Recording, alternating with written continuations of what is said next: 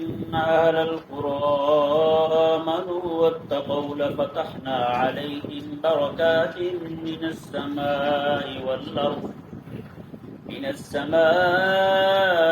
والأرض ولكن كذبوا فأخذناهم بما كانوا يكسبون.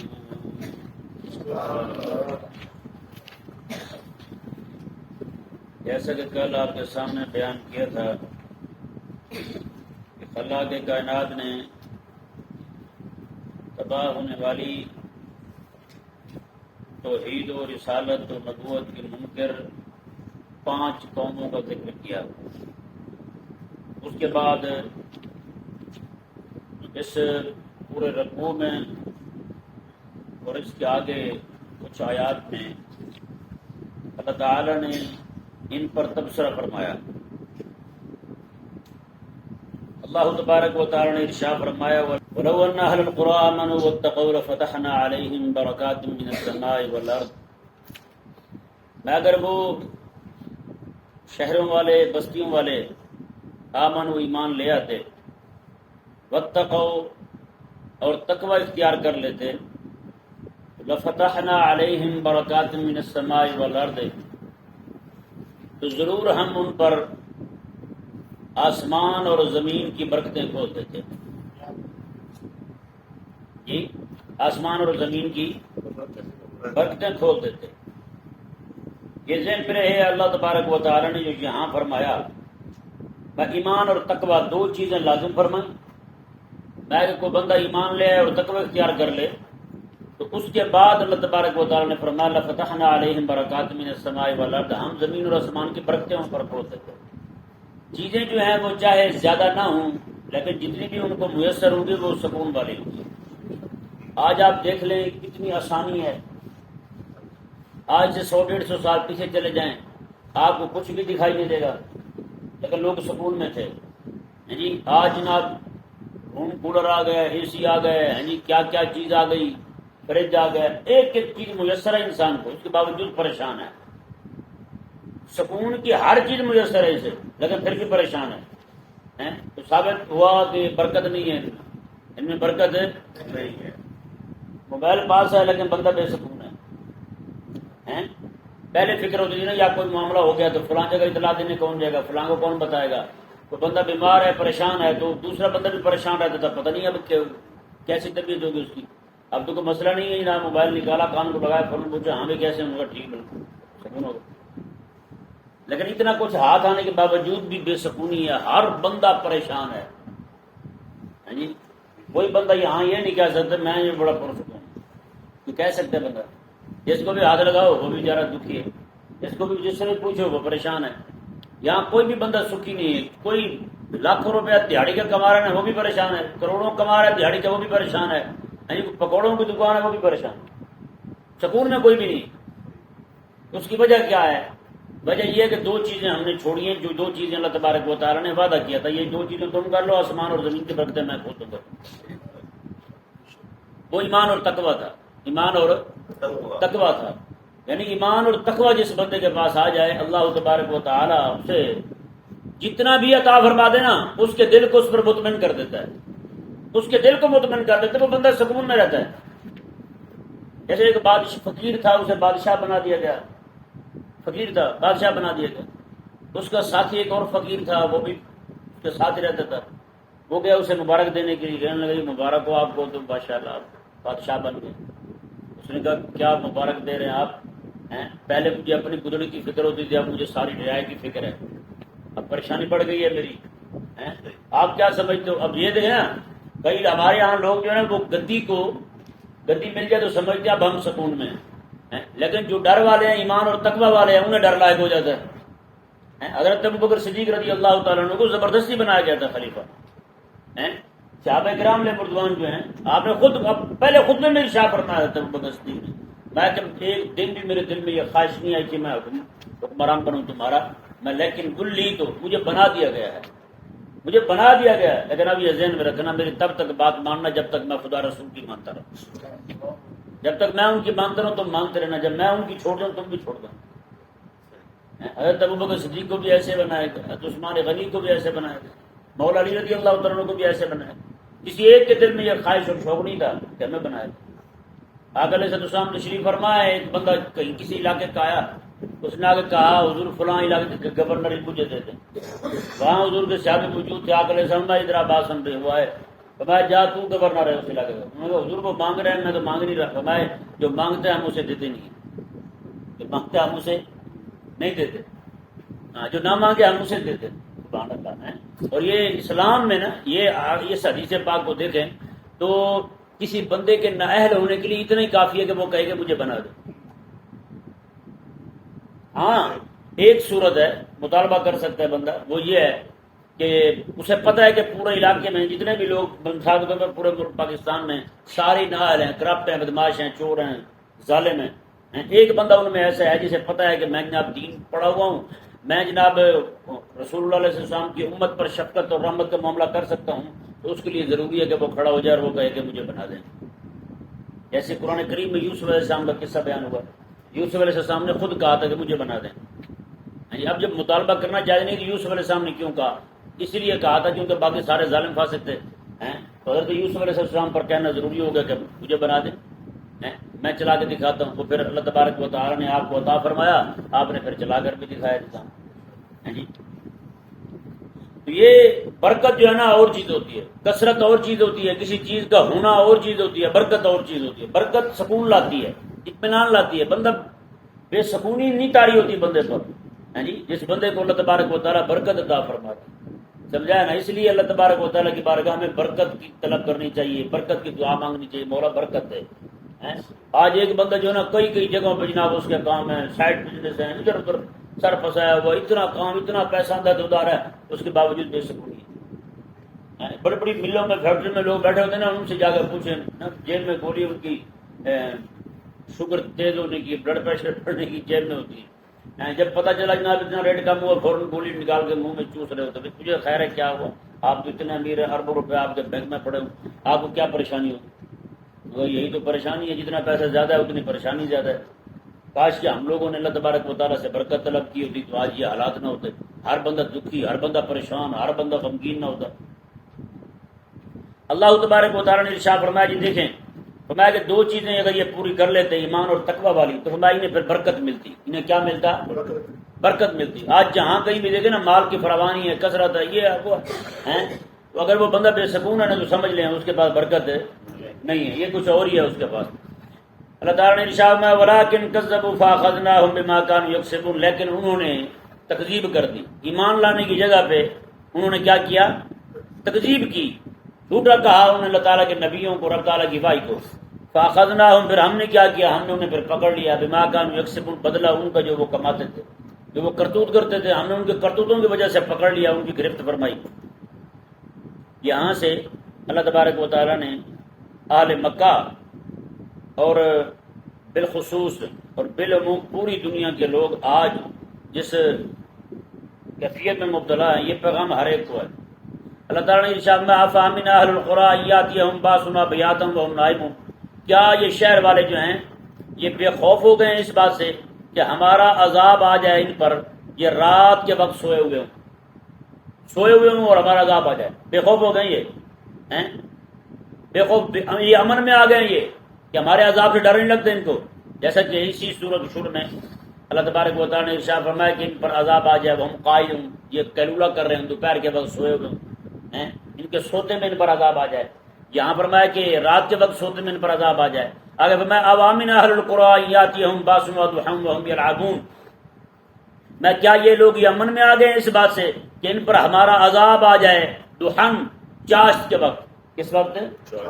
چاشت کے وقت عذاب آ جائے. وہم یلعبون، اور اس وقت یہ کھیل رہے ہوں، اس وقت یہ کھیل رہے ہوں، کھیل کود میں مصروف ہوں اور ہمارا عذاب آ جائے.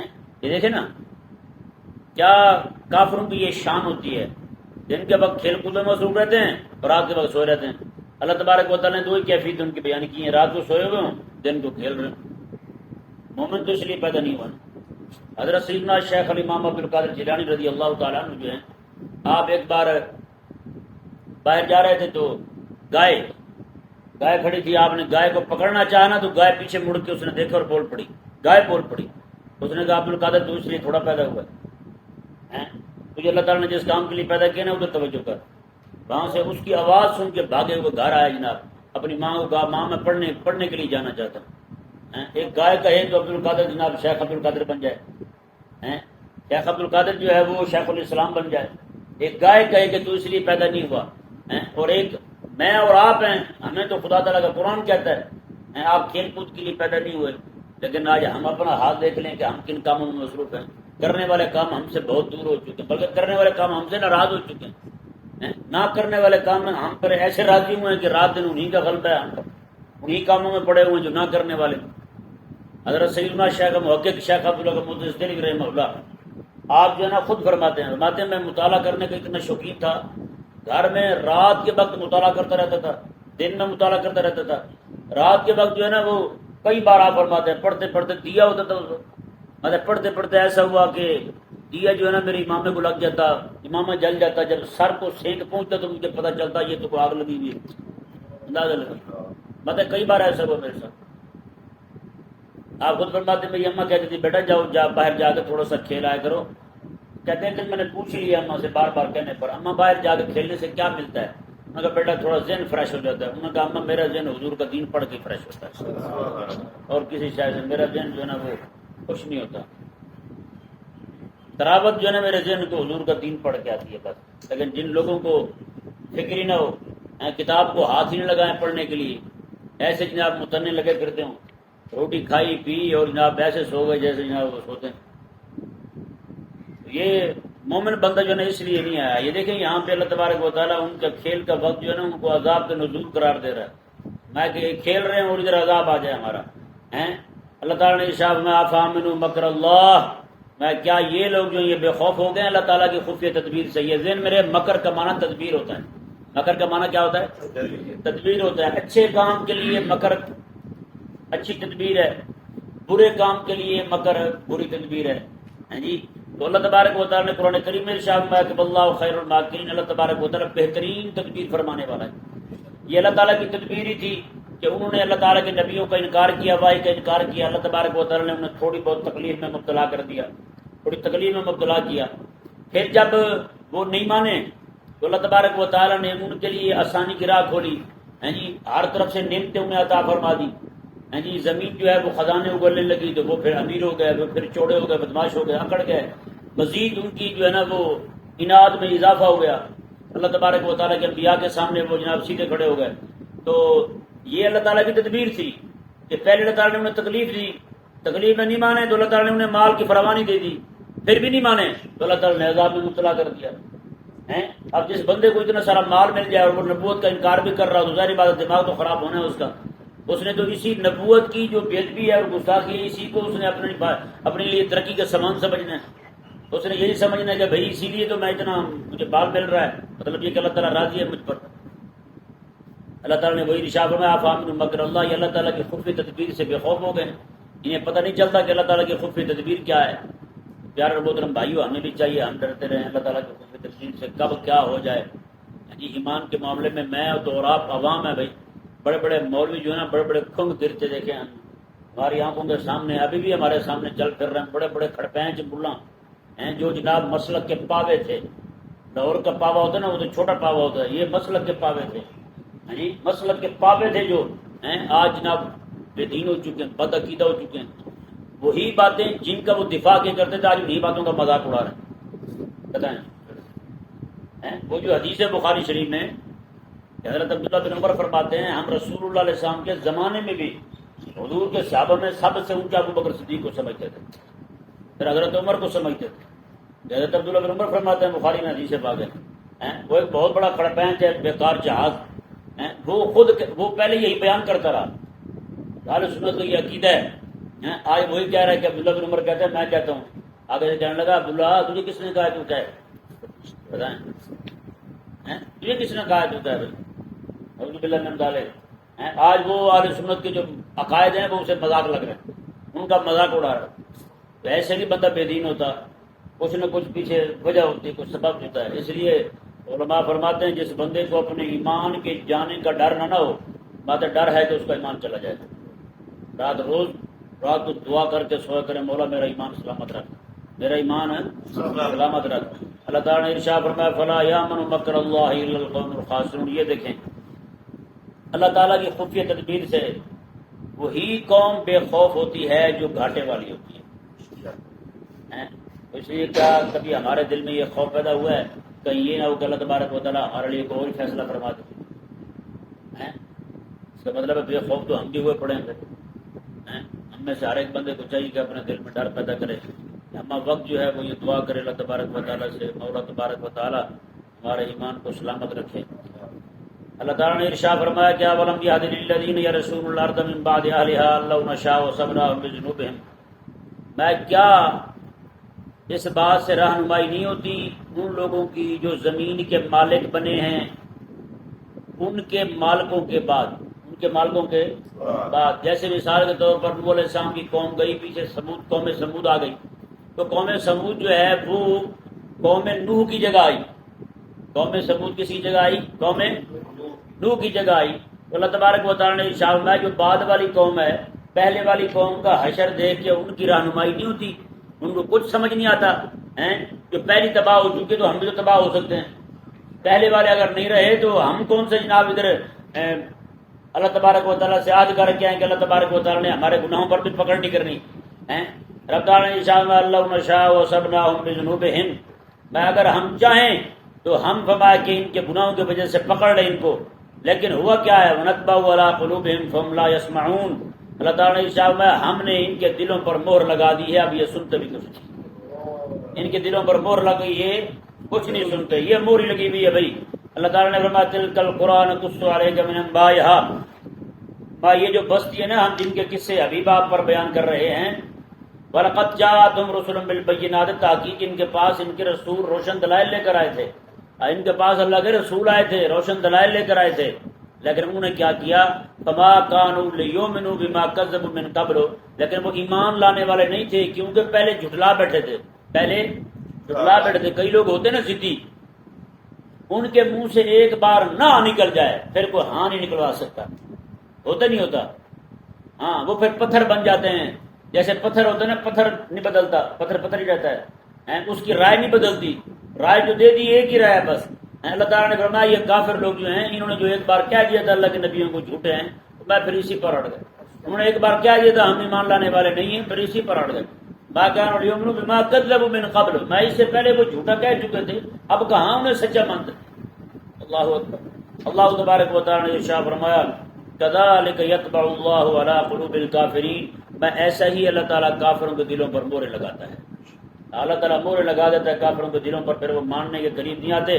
وما وجدنا لاکثرهم من عہد، میں کہ ہم نے ان میں بہت سارے لوگوں کو عہد کے معاملے میں، ہیں جی عہد کے معاملے میں ان میں ایک بندہ بھی پختہ نہیں پایا۔ وَإِن وَجَدْنَا أَكْثَرَهُمْ لَفَاسِقِينَ، ان میں اکثر لوگ جو ہیں وہ وعدے کے حوالے سے سارے فاسق نکلے، وعدے کو توڑنے والے نکلے ہیں، کیونکہ اللہ تبارک و تعالیٰ نے آدم علیہ السلام کی پشت سے جب نکالا تھا تو عہد لیا تھا الستو بربکم، تمہارا رب نہیں ہوں، قالوا بلی، سب نے کہا کیوں نہیں۔ پھر اللہ تبارک و تعالیٰ نے انبیاء کرام علیہ السلام کے وسیلے سے ان کی قوموں سے عہد لیا تھا، انہوں نے وہ عہد بھی توڑ دیا، اللہ کا کیا وہ عہد بھی توڑ دیا۔ ہر لقمہ کھانے کے بعد جو بندے کو شرم آنی چاہیے، وہی شرم جو ہے نا وہ بندے کو وعدے پورے کرنے پر مجبور کرتی ہے، انہیں وہ شرم بھی نہیں ہے، وہ شرم بھی نہیں ہے۔ اللہ تبارک و تعالی ہمیں سمجھنے کی توفیق